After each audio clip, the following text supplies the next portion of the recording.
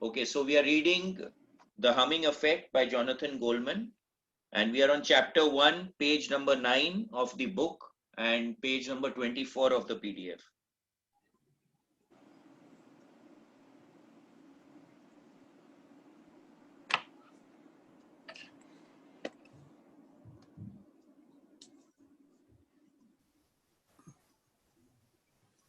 Increase nitric oxide levels. Nitric oxide is a very important molecule. It is in fact so important that it was named Molecule of the Year by the prestigious journal Science back in 1992. Among its attributes, it enhances our immune system, our cardiovascular system, and our respiratory system. In particular, nitric oxide causes vasodilation or widening of our blood vessels, which increases blood flow and decreases blood pressure. So now again, as soon as we are humming, immunity system, cardiovascular system, respiratory system, I think anyone who is experiencing any effects of COVID, like sore throat or humming, can become a very, very powerful tool for them. And let me tell you, I had fever some time back, okay? I mean, few days back, and I was humming all the time. And I find that humming really works in allowing your body to reset.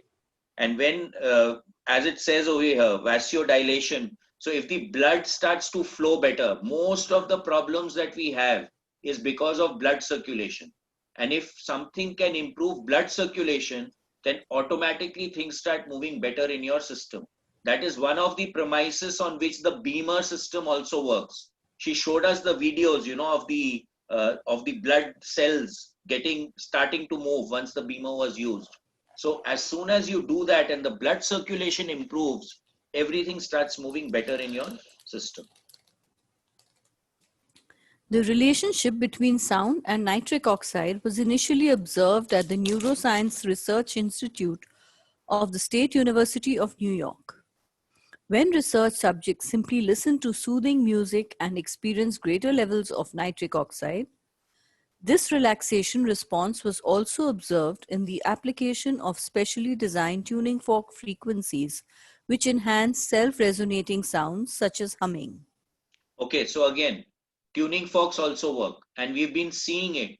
I've been actually using the tuning forks on people through the biofield tuning method. And what we've been doing is that we've been taking their pictures. We've asked certain people to send pictures, and we actually see a shift in the biofield imaging photographs also.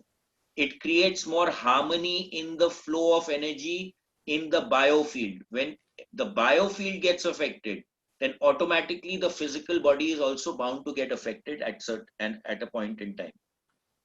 And most of the people who are experiencing human biofield tuning, their comments are, I'm feeling lighter, I'm feeling as if a weight has been removed from my system. I'm seeing the shift in people, how they are dealing with life. I'm seeing it on screen. I'm seeing people changing. Okay, I don't know if few of them are here. No, I don't know. They must be here, but I'm sure they will also vouch for what I'm saying. Researchers in Sweden studying the effects of humming found that it triggered the release of nitric oxide in a localized area of the body, the nasal cavity. Okay, so now this also I was attempting to figure this out. And in fact, I went looking for an equipment which could show me whether NO is being released in the nasal cavity. Unfortunately, I couldn't find a machine or an equipment to be able to test, but it would be really, really a nice kind of a test for us whenever we are practicing anything. If it is releasing NO in our system, then we can be guaranteed that yes, there is some benefit to what we are doing. So I'm still looking for that equipment. Let's see if we get one, it'll be pretty interesting. This is not surprising since, as we will discuss later in the book, in order to hum properly, your nasal cavity has to be vibrating. But we'd also like to take into account the fact that it's relatively easy to measure the release of nitric oxide in your nasal cavity. All you need is an inexpensive medical instrument to measure this. You would insert it in a person's nose, have him or her hum, and measure the amount of nitric oxide that is released. The release of nitric oxide and the way it affects us may be localized to a specific organ, depending on the metabolic needs of a particular tissue, as during strenuous exercise, or it may be systemic. So this is it. He says over here inexpensive medical equipment to measure this, but I couldn't find it. I looked for it for some time. There was one guy in Bombay who said that they know a person who does it, but then that person I couldn't locate. So I'm still looking for it. So if anyone has any information on this, we'll buy one equipment.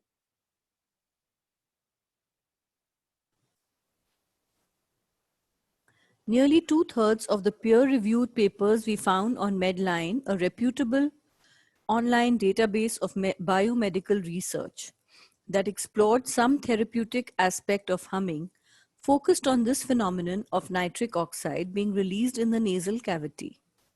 We were quite pleased by all this documented research on humming. Since the release of nitric oxide opens up the sinuses, the next time you have a stuffy nose, just hum for a few minutes and it'll open up your nasal cavity. So this I have tried also, and I mean, through experience, I can say that this definitely works. So whenever you have a stuffy nose, if you just start humming and you start varying the pitch at which you are humming, you can actually feel the thing opening up. But we think there is more to the effects of the release of nitric oxide. Much more. Our colleague, renowned sound researcher Dr. John Bilu, was invited to participate in an experiment involving nitric oxide. As part of the experiment, he examined whether the sound of a tuning fork affected cells in a petri dish and caused them to release nitric oxide. It did. When they first registered the cell's release of nitric oxide, Dr. Bilu's scientific partners thought it was an error. They had him repeat his part in this experiment again and again, and each time the cells consistently released nitric oxide. But this would be interesting. We have the, I don't know how to measure it, but we could see what's the effect of the tuning fork on red blood cells. That's something that we'll do. In other words, even cells isolated in a petri dish will release nitric oxide when stimulated by sound vibration. While further research has yet to be done, we'd like to present our first hypothesis. When you are humming, and particularly when you are projecting your hum to specific parts of your body, you are actually causing cells in those parts of your body to release nitric oxide, with all the associated health benefits. Now see, now this paragraph is extremely important. Intention. What it is talking about is intention. So when I'm humming, and this we talk about in all the Monroe programs that we conduct, the resonant tuning part of it, that when you are resonant tuning or when you are humming, I can actually raise the pitch. For example, if I'm humming like this, if I'm humming uh, uh, uh, now different pitches. Now I can actually figure out whether, let's say I have a pain in my shoulder over here. So I can figure out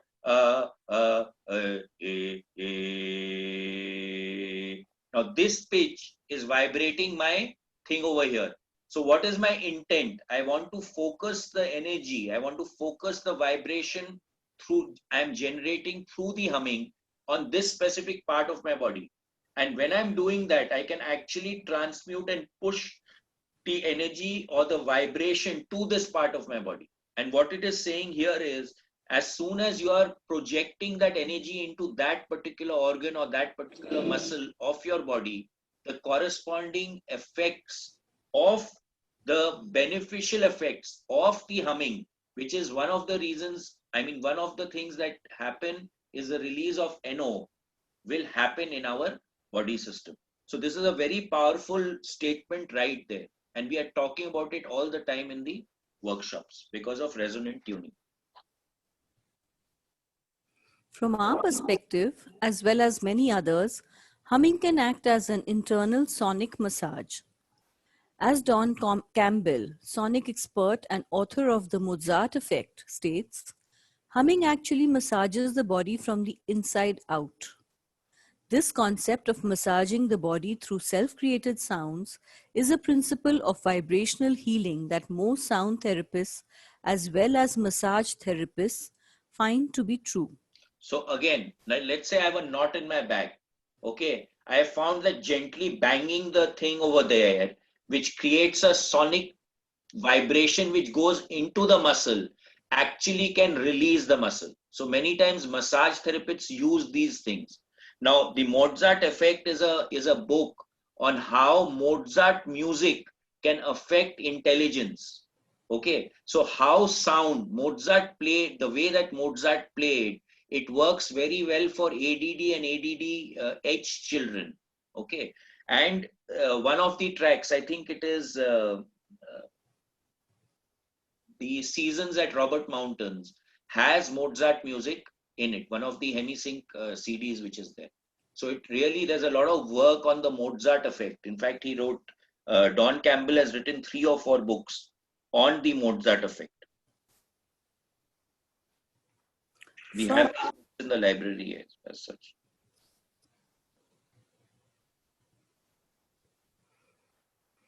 humming actually massages the body from the inside out.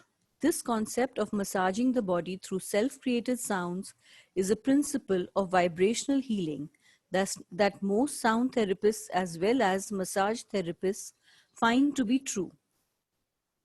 As we've noted, the initial research had to do with the release of nitric oxide in the nasal cavity. It makes sense that researchers looked here first because humming requires the nasal cavity. If you hold your nose, you simply can't hum. This is But important, okay? Now, if you hold your nose, you'll find you won't be able to hum. Why don't we do this experiment? Just try to hum. I can still hum. Anyway, Can't. yeah, it's a little difficult with your nose closed. But as you'll soon discover, it is not only possible but relatively easy, particularly with the use of intent and a slight variation of pitch to project a humming sound to different parts of your body and cause those parts of your body to vibrate. This done. We've done a lot of work on it. Every workshop people experience this. The nasal cavity, other parts of the skull, and the chest are easy areas of the body to resonate with humming. You'll experience this once we begin our humming exercises. Given that the brain and heart, vital organs, are located in the head and chest, we'd like to suggest that vibrating these areas of the body can be extremely helpful for our overall health, possibly even going as far as to prevent or mitigate stroke and heart disease. So again, as soon as we are humming and vibrating, that area of the body, when it starts to get shaken up, okay, it's like something is stuck. What is the first thing that you do? You try to shake it so that it comes out.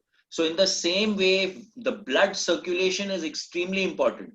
Now, when we are doing humming or the vibrations that are created, it shakes up the body from inside, which makes the veins start to move, and it allows circulation to start taking place. And most of the causes or the illnesses that we have is due to bad circulation.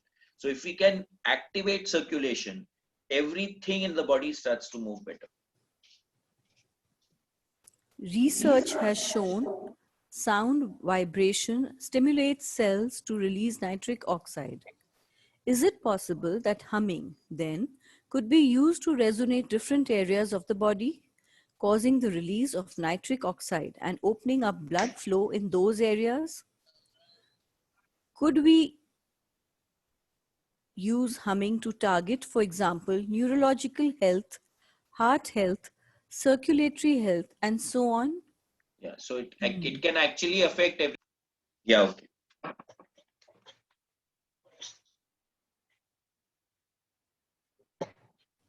Shungla, go on. Increased lymphatic circulation. Okay, now I'd like to say over here, the lymph, again, yesterday also in the talk, she said that the lymph is 3 times more than the blood. Now, the lymphatic system is something which has been totally ignored in most medical things.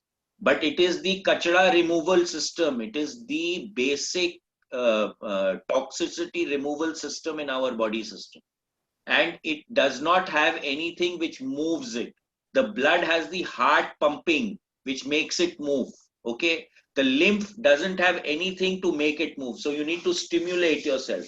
So ye jo rubbing karte na, even with small children, you find that the massaging of the child is very important. One of the reasons is that the lymph starts to move in the body system. So the lymphatic system is so important in our body system that we cannot imagine it. But we do not, hardly anyone even talks about it, the lymphatic system.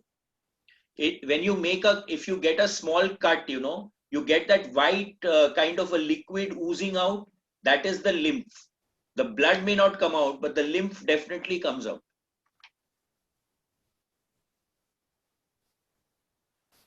The lymphatic system is responsible for the circulation and filtering of lymph, the fluid that drains from tissues into the blood. It also acts as a highway, transporting white blood cells to and from the lymph nodes into the bones, as well as carrying antigen-presenting cells to the lymph nodes, enhancing our immune response. You get rid of a lot of bodily toxins through the lymphatic system, toxins that can be quite damaging to your health. Now the lymph nodes are there. She said that there are lymph nodes over here, under the armpits, etc. Even over here on the chest area, you'll find that if you have pain anywhere, many times it's the lymph which has got clogged or which has got stuck, which is not allowing the fluid to move, which causes the problem. That's why just gentle rubbing of the space where where it is paining you, can actually start to reduce the pain. Why? Because the lymph starts to move out of that space. When we are looking at it from the life system perspective also, the lymphatic system has been given a lot of prominence. And whenever the lymphatic system comes, we make it a point to give stimulation to the lymphatic system, because it's very, very important. If the lymphatic system is not working, if the toxicity in the body goes up, then it causes a lot of issues in the body system. So stimulation of the lymphatic system becomes very important. So whenever the lymphatic system comes up in the life system for anyone who's having a session, we always tell them to take a low fan and start rubbing the body. Just rub the body with that, wo jo aata hai na ek low fan. So rub the whole body with that. And again, having massages on a regular basis also is very important for this. One of the effects of humming and self-created sound in general is increased oxygen levels in the cells. This is partly due to the fact that when you hum, you breathe deeply, which helps oxygenate your cells. But certainly the release of nitric oxide is also a contributing factor. This also applies to the lymphatic system, which is a subset of the circulatory system. Okay, so increased in oxygen levels in the cell, and it's partly due to the fact that when you hum, you breathe deeply. Now, there's a very funny thing, a statement that was made when we were doing the training for the life system. He said, why do people smoke? And then he turns around and say they are looking for more oxygen. So basically, when you're smoking, if you see, you take a deep breath, to pull the smoke in, and then you take it out. So he said that if anyone starts to actually do deep breathing, their desire for smoking will come down. Now, I don't know, I don't smoke, so I don't know how far it is true. But if anyone smokes over here, you could actually try and see whether it works for you or not to quit smoking. There are sonic machines that use sound for the purpose of encouraging lymphatic drainage when the lymphatic system is blocked. Since, as previously suggested, we are able to massage ourselves internally with self-created sound, vibrating our organs and glands, sounds such as humming could be used for the same purpose as these sonic machines. When you hum, whether generally or directed to a specific area of your body, you are also vibrating, massaging, and activating other areas of your body as well, including your cells, your circulatory system, and your lymphatic circulation. Nitric oxide is also released. As you increase lymphatic circulation, you increase the amount of oxygen in your cells. All of this is able to improve your immune system and more.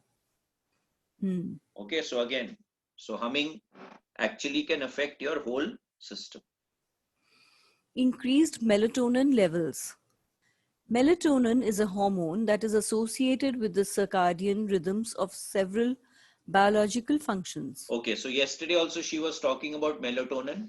Melatonin is responsible for our sleeping and waking up patterns. So it's the circadian rhythms. How is the body functioning? Okay, this is extremely important. It's released by the pineal gland. One second. Yeah. The release takes place from the pineal gland. Most of us have heard of melatonin and usually think of it as having something to do with sleep. In fact, some people with sleeping problems take melatonin to help them sleep. So now this has become very, very popular. Anyone not having is having a sleep problem, they start taking melatonin pills. In humans, melatonin is produced by the pineal gland located in the center of the brain. Besides its function as synchronizer of the biological clock, melatonin is a powerful free radical scavenger and wide-spectrum antioxidant. So what does this mean? Free radical scavenger. What happens is that when molecules, okay, when molecules or atoms, they release electrons from their path, these electrons are hanging around in the system and they start becoming like they start eating the blood cells. We literally found in one case, I don't know if I mentioned it before, where this guy, he was having this protein shake, and since he was having it, he started fainting. So he had come here and we took his blood sample, and his red blood cells, let me tell you, they were like porcupines, all of them. It showed clear free radical damage to the red blood cells. Now, whenever these free radicals are there, they eat into the cells. So one of the things that melatonin does, it captures these free radicals and takes them away. So the white blood cell also like to capture the free radicals. Okay, and then antioxidant. Now, previously it was thought that having lot more oxygen in the system was good for you, but it creates something called oxidative stress. So having a balance of oxygen levels also becomes very, very important. So in the beginning, in some time back, they started actually having these chambers, and you went into the chamber and under pressure, ozone and oxygen was put into your body system. But it started causing problems. And in fact, now in Japan, they've shifted to hydrogen rather than oxygen. So they have hydrogen parlors now, where hydrogen, because again, hydrogen binds with the free radicals, so it can create a lot of removal of free radicals as well as reduce the oxidative stress in the body. So hydrogen acts as an antioxidant now. So they actually have these parlors where people go, they'll go for an hour and take hydrogen and then walk out of the place. We can have someone talk about that also. I'll invite someone to talk about that. Research indicates that melatonin supports our immune system and has anti-inflammatory effects. Some studies suggest that melatonin might be useful in fighting infectious disease.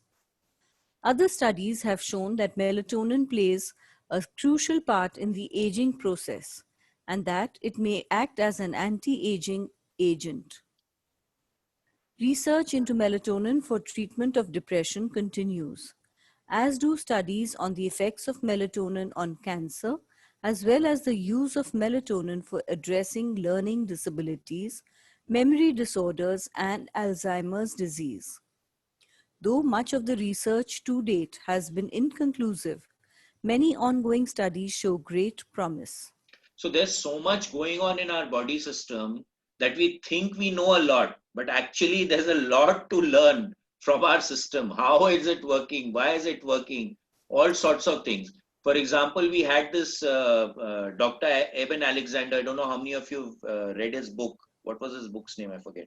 Anyway, so and then he was brain dead. His entire brain was full of pus, and then he came back, and then he had certain experiences over there, which he's encountering over here. Now he actually said, I'm just taking it a little off track, that those experiences really shook him, and he could not understand what those experiences were. When he went to the Monroe Institute and he did his first gateway program, that is when he actually started to understand what was that experience he had when he was NDE, right? He was having a near death experience where his brain was full of pus, but he was still, consciousness was still working. So again, over here, what happens is there's so much of stuff which is going on in our body that we know so little about. Our Canadian colleague, Dr. Ranjit Singh, was the first to demonstrate that self-created sound stimulate the pineal gland to release melatonin. Shivangla, your mic. And he describes his research in his groundbreaking book, Self-Healing, Powerful Techniques. The pineal gland regulates many different bodily functions, including sleep patterns. In many esoteric traditions, it was thought of as the seat of the soul or the third eye. The pine cone-shaped endocrine gland is quite small but also quite important. Initially, Dr. Singh conducted his experiments on the pineal gland in a rather simple way. He divided his test subjects into two groups. Had one group practice what he calls meditative intonation, and then tested his subjects' urine for melatonin levels. He found significantly higher melatonin levels in the group that had practiced intonation. Dr. Singh's ongoing work with humming and melatonin has since been published in many prestigious journals. So many esoteric schools actually worked on stimulating the pineal gland. There is this book, The Third Eye by Lobsang Lamba, where they actually, he goes into a Tibetan monastery or something, and they actually do something in his pineal gland to open it up and to start stimulating it. Okay, now when a person starts stimulating the third eye, we found that the sleep requirement of that person goes down. We have found it across the board also of people who are attending the Monroe programs. The requirement of sleep starts to come down. So definitely something is happening, and I think it may be related to the melatonin levels which are being secreted when you're going into these altered states of consciousness. Melatonin supplements are readily available. You can buy them at most grocery stores. However, they are not nearly as effective as the melatonin that your own body produces. Now, this is an important thing. Any chemical, any medicine that we are being given is basically what they are doing is they are attempting to copy the molecular structure of a chemical which is being secreted in the book. There is this one book, it's called Molecules of Emotion, where they totally explain how these molecules are created. Now, there is a lock and a key kind of a syndrome. So if you have a cell, there are many gaps in the cell, which are the receptors in the cells. And these molecules actually go and attach themselves into those receptors, sending a signal into the cell to create a certain or activate a certain function. So what he says over here is not as effective as the melatonin secreted in your body. Now, whenever we are taking an external chemical, what is happening is that the quantity and the timing is not matched perfectly as to what is required. But the body has its own self-regulatory system which knows how much of a chemical that we need and when we need it. So it is released in the precise form which it needs to be released in. Okay, so that's why he's saying over here that the melatonin produced by our body is much more effective than anything that you can take as an external source. The fact that you can stimulate the pineal gland to release melatonin through humming is extraordinary. You can potentially enhance your sleep, your immune system, your aging process, and a whole lot more through your own self created sound. Okay, so Hmm. when we are doing resonant tuning in the workshops, one of the reasons for the resonant tuning is to raise your energy levels, to enhance your energy field, so that when you're going into these expanded states, your body is resilient to be able to handle the pressures and the unknown experiences that you're going to experience when we are going into these enhanced states of consciousness. Endorphin release. Sorry. Endorphin release. Endorphins are powerful opiate like neurotransmitters that block pain and contribute to feelings of pleasure and euphoria. So these are the drugs, like cocaine, etc. They are just copying the endorphins which are released in our body system, which gives us ecstasy and enhance feeling of joy and happiness. Endorphins are powerful opiate like neurotransmitters that block pain and contribute to feelings of pleasure and euphoria. Sometimes people talk about an endorphin rush, a sensation that is almost narcotic like in its ability to make us feel good. The pituitary gland and the hypothalamus produce endorphins not just during times of pain and stress, but also when we are active, excited, or enjoying ourselves. So one of the times that these are when you are in love, I shouldn't say falling in love, when you've risen in love, that time these endorphins are secreted.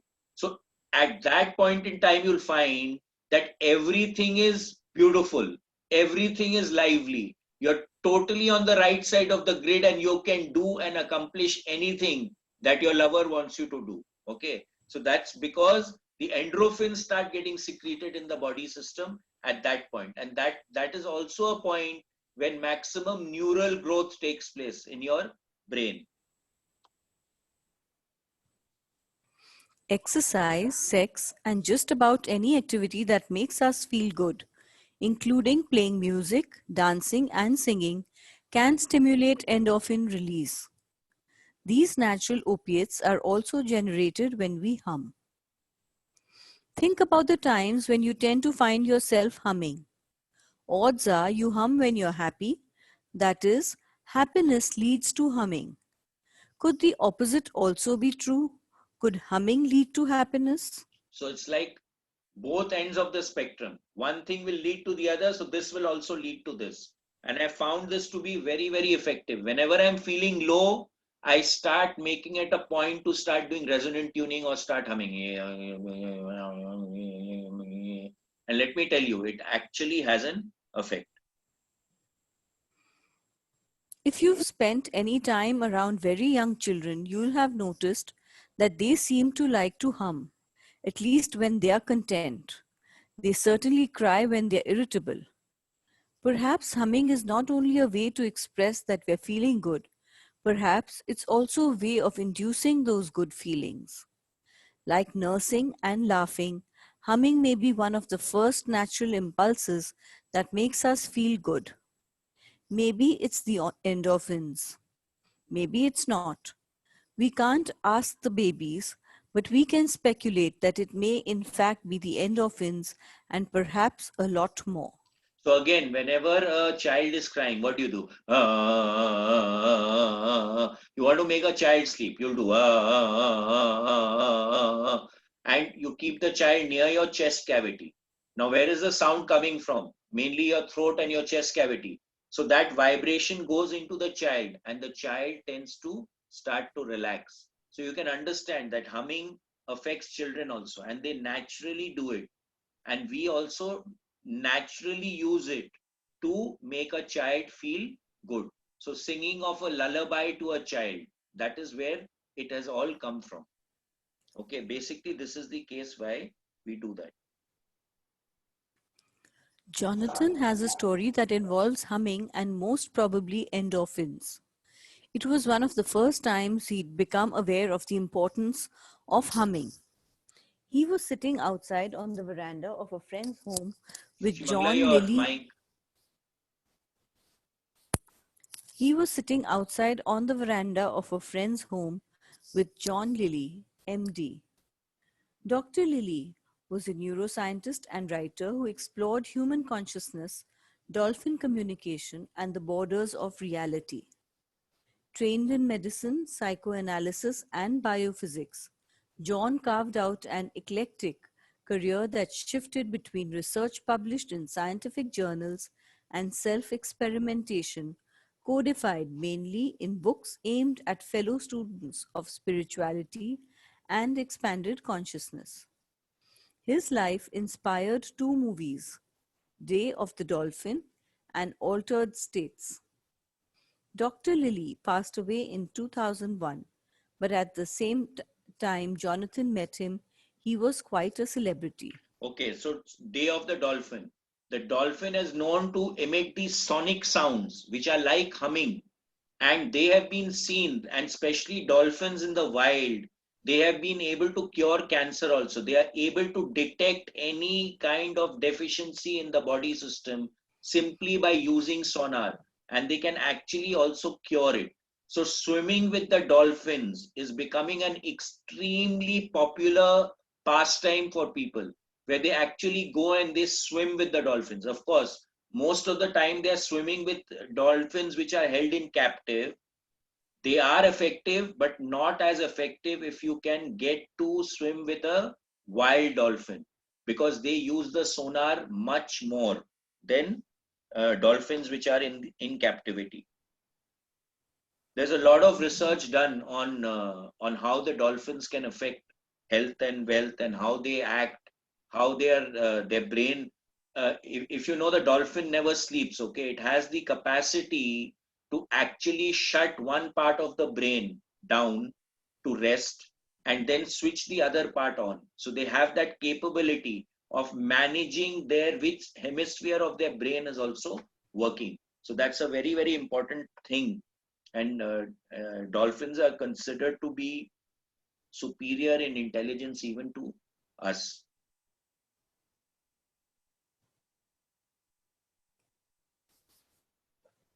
Dr. Lilly and Jonathan were both guests at a party in their honor while they were in Los Angeles teaching and lecturing.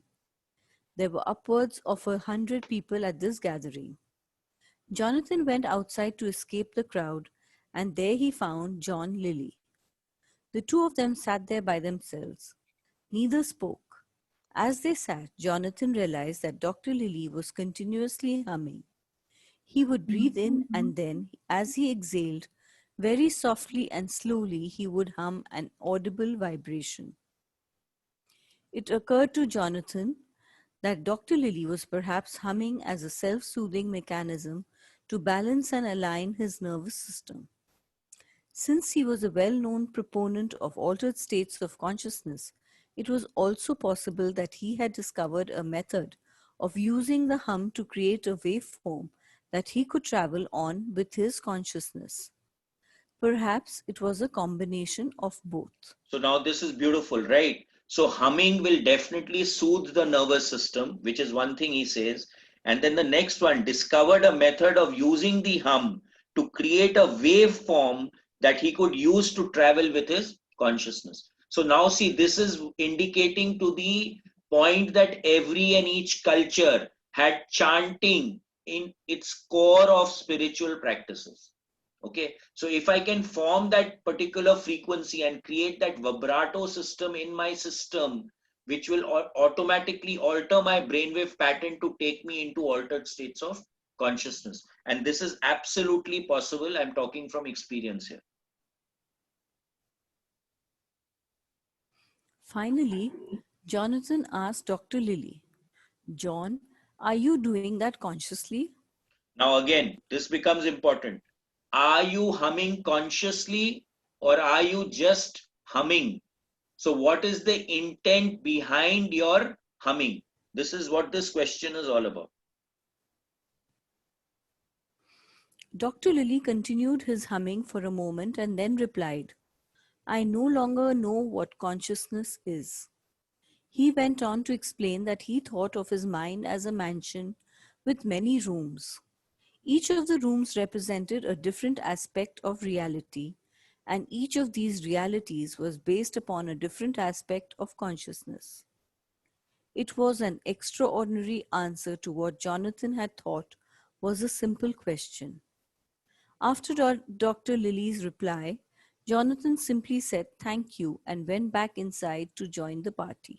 So now, again, we have various states of consciousness. So whenever I'm talking to someone, I always tell them that when we are talking like this, just now we are all sitting here, we are comprehending stuff, right? We are listening to each other, we are understanding something. This is one level of consciousness. Now if I go to sleep, it's a totally different state of consciousness, and there are many states of consciousness in between this, beyond this, and beyond this.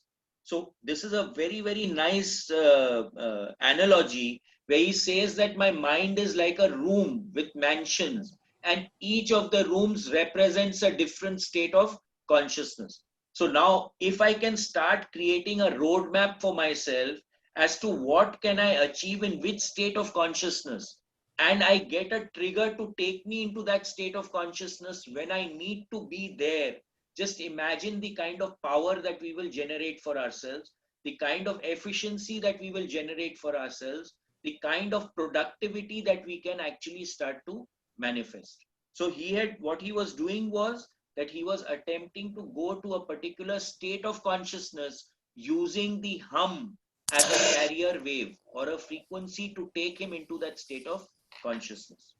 Amazing. We share this story with you because it seems quite possible that Dr. Lilly was receiving some remarkable benefit from humming. Shimangla, your mic. Perhaps he was simply enjoying the experience of the endorphins being released. Perhaps it was something more. As you will discover later on, it is quite possible to use humming to shift and positively change our emotional and psychological states. Absolutely possible, because when we are humming, if we hit that particular frequency, we can create a total shift in the way that we are looking at stuff. We can change our perspective. And I'm seeing this over and over again, even in the biofield tuning. When we come to a block in someone's field and we use the hum to figure out what is it causing it, and we have a conversation with that person, as soon as the person understands what was happening, the barrier drops in the field. And I've seen it over and over and over again. It's so fascinating and amazing, you cannot imagine the kind of stuff which comes out from it. It's like a record player playing what has happened in your life, and the sound actually allows us to access it. So beautifully said over here, it can actually help us to shift our emotional and psychological states of consciousness.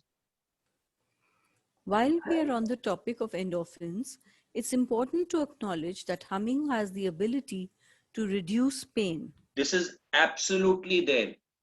Whenever you are having a pain, if you can figure out the vibration of where the pain is and start humming at that particular vibration, you can absolutely take care of your pain.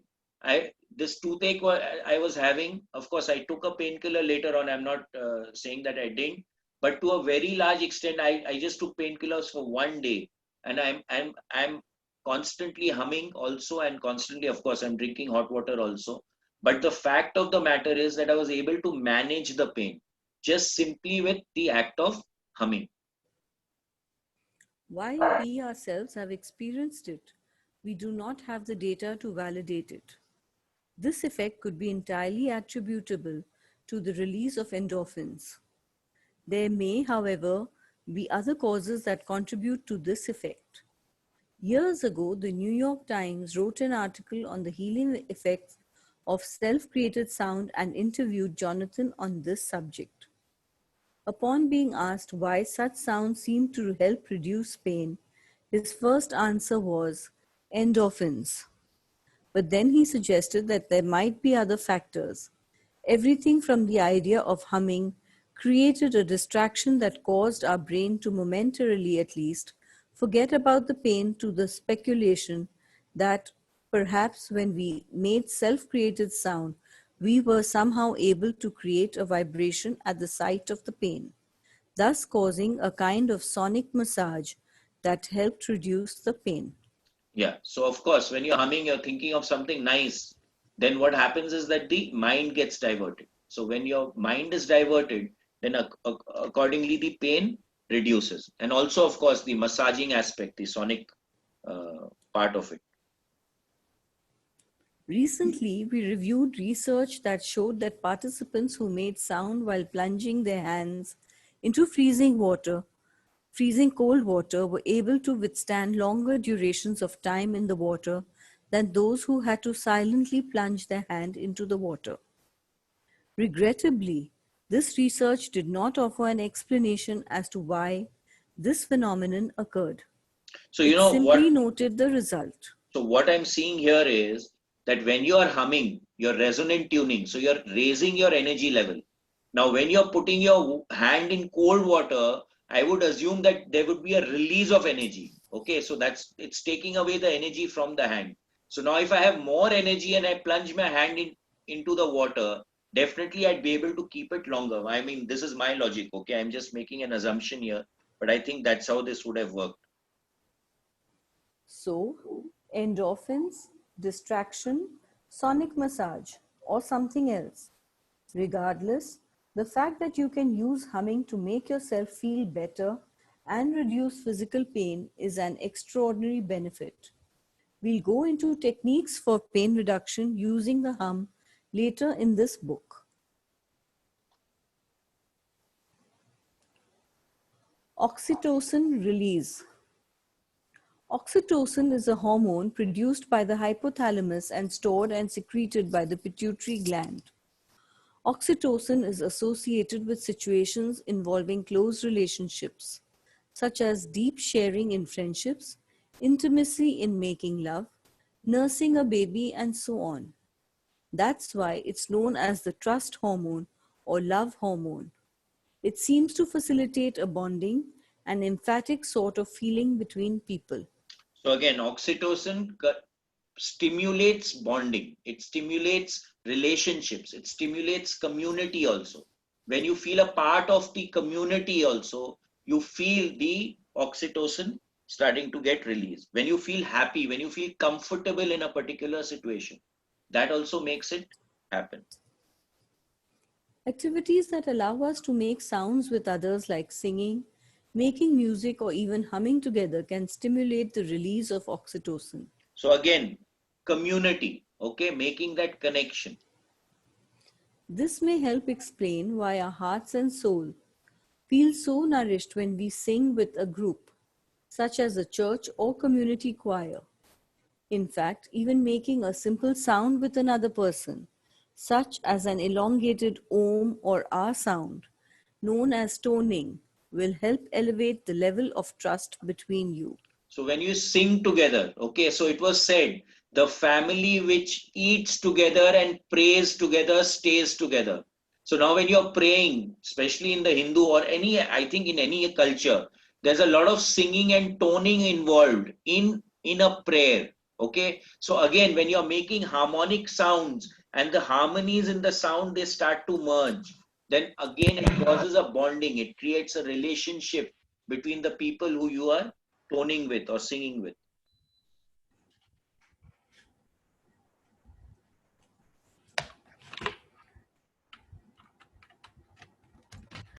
From our perspective, whether it's the release of oxytocin, endorphins, melatonin, or whatnot, numerous biochemical factors are stimulated simultaneously in our bodies when we utilize self created sounds in some capacity.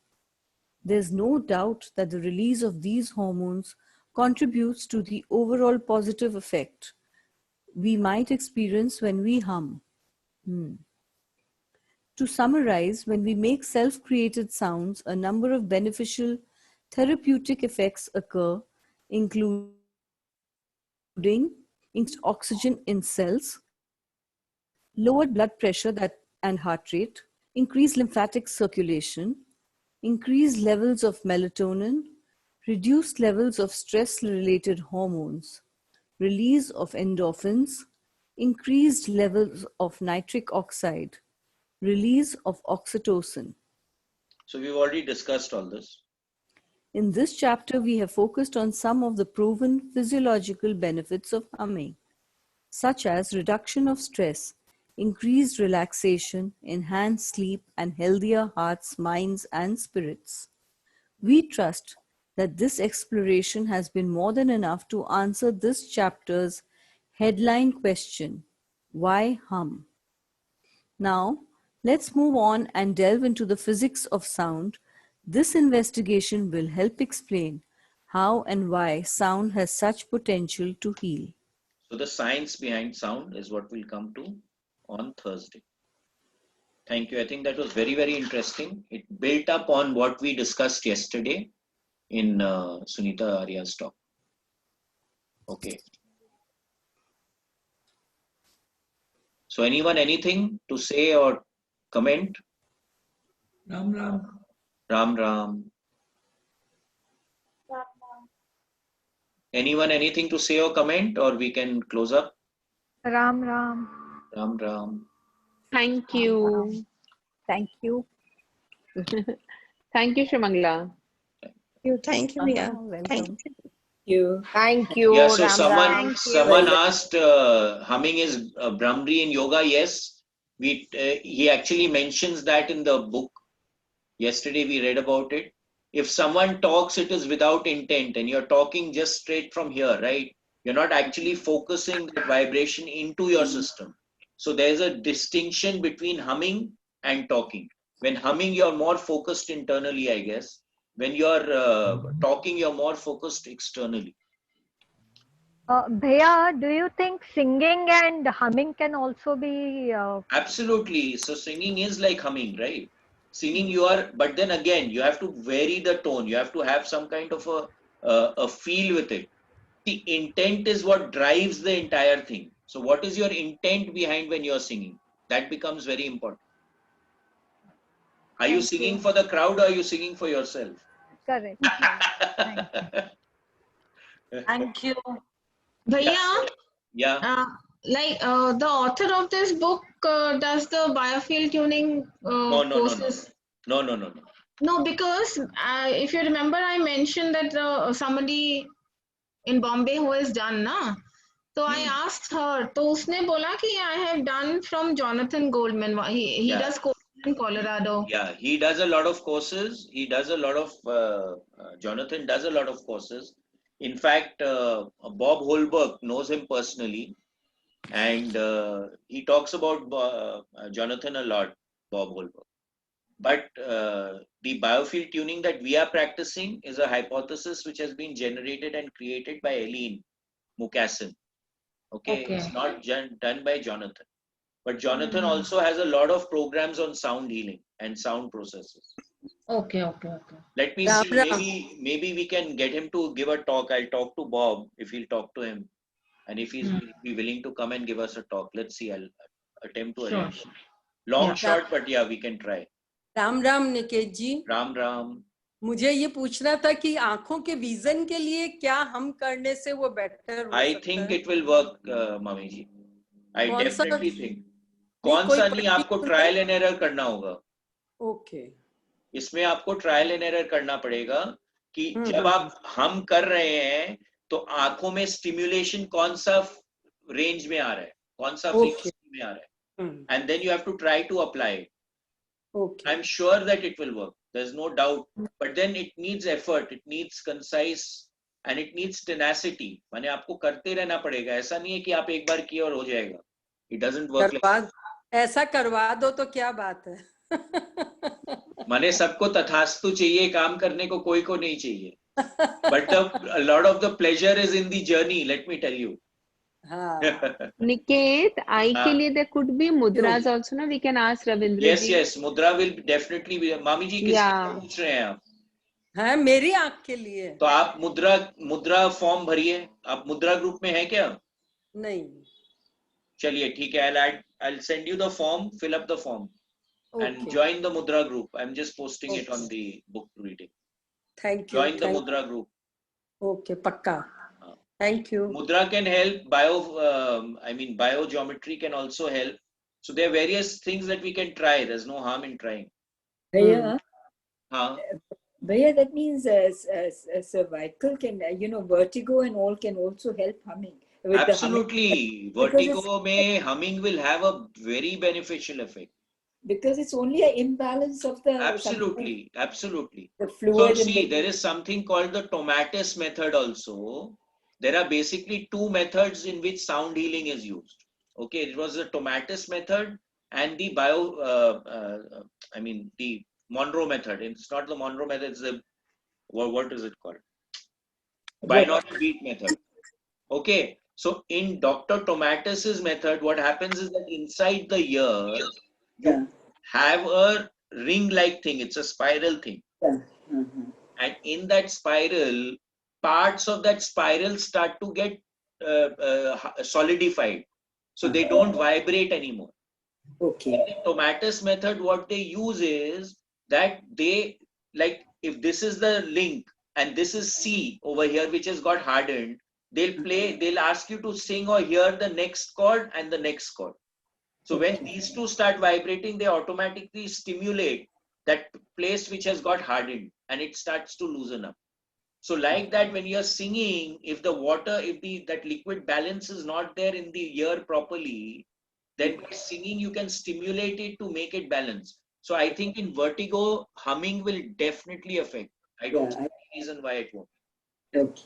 Thank you. Thank you. I just thought it Yeah. should. I'm sure it will. I have not had experience with it, but after what we are doing and what we are seeing, I'm sure it will have an effect. There is a question on the chat. Humming, if it can induce cells of other parts of the body to resonate, you must hum in the same frequency. Please explain. Where is it? In the chat. Yeah. Yeah, absolutely. You have to figure out that frequency, Maldosa. You can't, I mean, everything has a frequency, right? So if you're wanting to affect a particular organ, you have to see that the vibration is reaching that particular organ for it to have an effect. And we can test also as to which sound will affect which organ. We using the antenna, we can actually see if that sound is affecting that particular organ or not. We can actually test for it.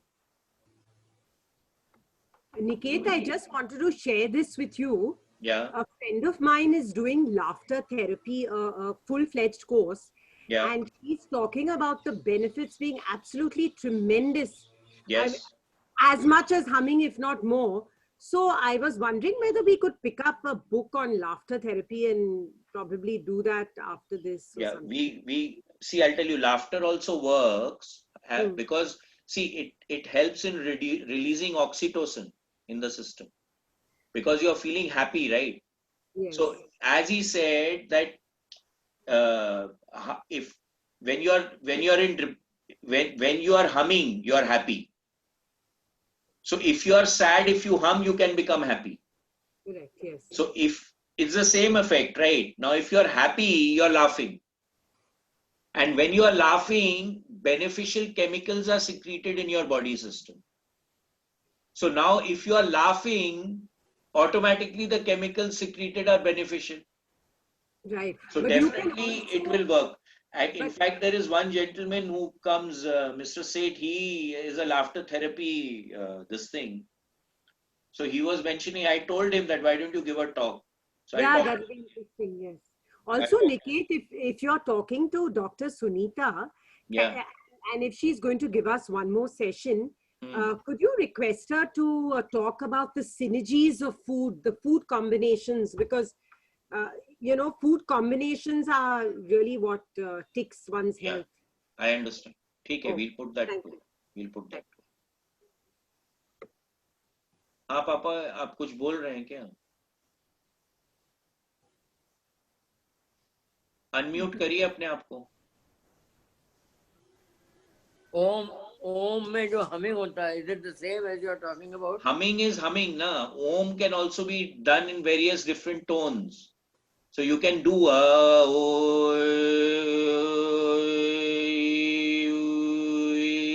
and see what is affecting where. Exact pronunciation of Om तो ऐसे ही होता है ना. Exact pronunciation will give you a certain effect, but then there are so many ways of doing home. I know. So when this thing had come here, क्या नाम है उनका? Micro chakras. Shyamji Bhatnagar had come. He had told us that what he said was that if you're doing Om in the morning, then the has to be longer than the Ma. And if you're doing it in the evening, the Ma has to be longer than the Okay, okay. So again, there are so many different ways of doing Om also. What I would do is I would test which one is working best for you.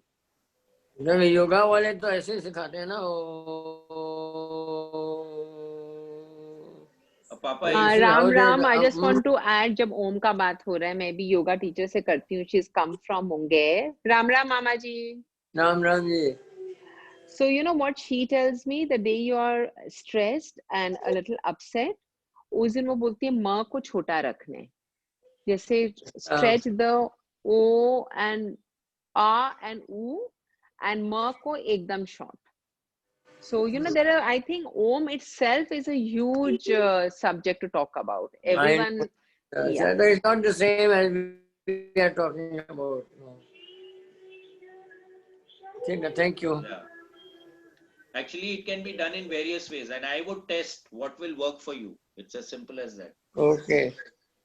जो कि हम लोग करते हैं ना ओम योगा वालों जैसे सिखाते हैं ये उपाध्याय जी है ना योगा वाले वो सिखाए जैसे हम लोग जैसे करते हैं उसमें ऊ में बेसी जोर है म में कम जोर है हाँ तो वही तो बोल रहे हैं ना अलग अलग टेक्निक्स है अलग अलग प्रोसेसेस है वो भी वही वाले हैं मुंगेर वाले हैं